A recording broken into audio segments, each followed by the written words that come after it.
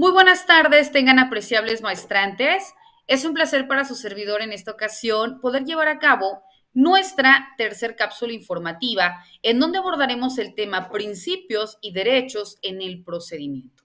Para ello es importante que nosotros identifiquemos que al hablar de los principios dentro del derecho penal, de manera inmediata viene a nuestra mente que el proceso penal pues va y debe ser acusatorio y oral. Cuando hablamos de la cuestión acusatoria y oral es porque existen dentro de otras ramas del derecho la forma escrita a partir de poder llevar a cabo presentación de medios probatorios, validar o desacreditar elementos y demás. Sin embargo, específicamente dentro del derecho penal, tiene que ser eminentemente oral, salvo aquellos casos en que por su propia y especial naturaleza admita algún dictamen o alguna pericial. Sin embargo, esta deberá acreditarse y deberá ser sometida a una validación a través de la cuestión oral. Es por ello que dentro de estas formas de reconocimiento, pues se deben observar determinados principios como son el principio de publicidad, el principio de contradicción, el principio de concentración, el principio de continuidad y también el principio de inmediación. Y obviamente aquellos que también de manera explícita pues se encuentran comprendidos dentro de nuestra Constitución Política de los Estados Unidos Mexicanos, dentro de los tratados internacionales y también de las demás leyes, ¿no? Cuando hablamos propiamente del principio de publicidad, bueno, se indica que las audiencias deberán ser públicas. Esto con el fin de que puedan acceder a ellas no únicamente las partes o en su defecto quienes puedan tener alguna intervención dentro del procedimiento, sino que también pues las puedan oír o puedan estar presentes cualquier público, ¿no? O el público en general, incluyendo los periodistas, los medios de comunicación, ¿no? Quienes deberán obviamente o podrán acudir en el lugar en donde se esté llevando a cabo la audiencia, pero guardando aquellas especificidades o bajo las condiciones pues que el propio órgano jurisdiccional determine. Claro está, existen casos de excepción en donde, por ejemplo, cuando se trate de algún asunto en materia de menores o alguno que por su especial naturaleza, pues impida, ¿no? Que sea la audiencia pública. Sin embargo, caso contrario, deberán ser bajo esta forma. Existe también el principio de contradicción. Cuando hablamos del principio de contradicción, nos dice que las partes podrán conocer, podrán controvertir o podrán confrontar los medios de prueba, así como también podrán oponerse a las peticiones y a los alegatos de la parte contraria. Cuando hablamos de los principios de continuidad, nos dice que las audiencias se llevarán a cabo de forma continua, de forma sucesiva o de forma secuencial, salvo aquellos casos también que la propia ley lo establezca, ¿no?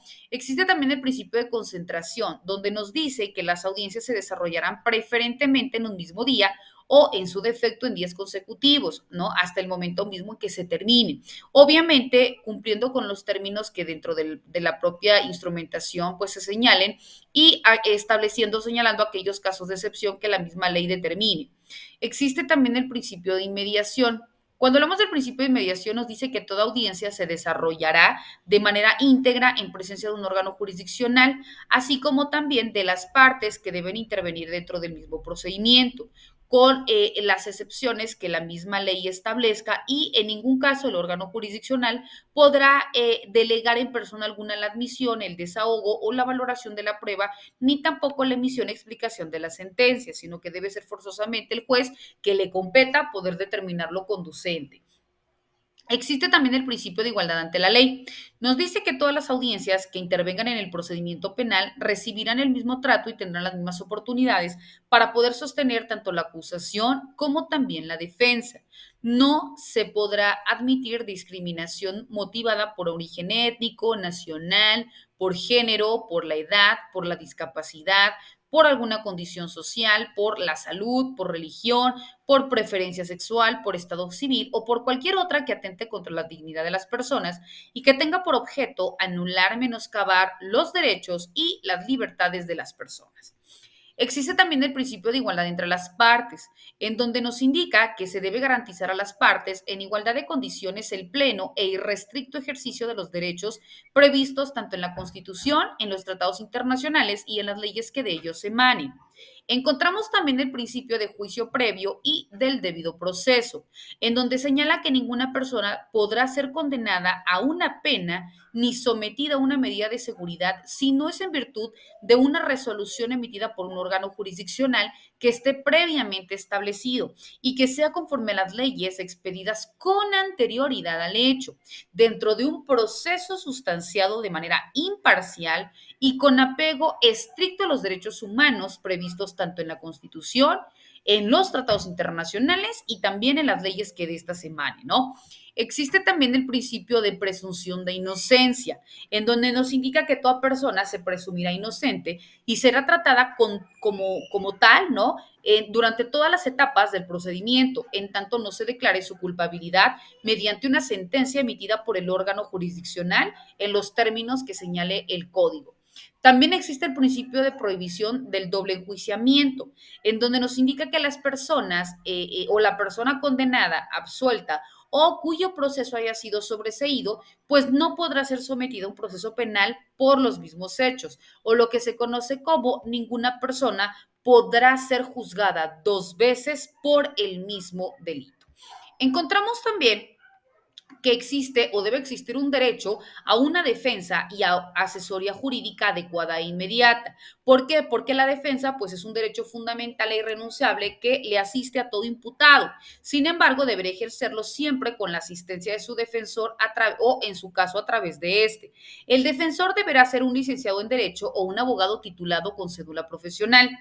Cuando nosotros hablamos de una defensa técnica, pues entendemos que el defensor particular puede ser cualquier persona que el imputado elija, ¿no? De manera libre, para que pues le lleve todo el procedimiento, ¿no? Desde la detención y también todo el desarrollo de su proceso sin que exista perjuicio de los actos de la defensa material que el propio imputado pueda llevar a cabo. La víctima o el ofendido pues tendrá derecho a contar con un asesor jurídico en cualquier etapa del procedimiento dentro de los términos que la propia norma señale. Y nos indica también que corresponde al órgano jurisdiccional velar sin preferencias ni ningún tipo de desigualdad por la defensa adecuada y la defensa técnica del imputado. Vemos apreciables maestrantes que estos y otros temas son los que de manera puntual pues continuaremos dando énfasis tanto dentro de nuestras cápsulas informativas como también dentro de nuestras sesiones virtuales. Cualquier circunstancia estoy a sus apreciables órdenes y que tengan excelente tarde. Hasta luego.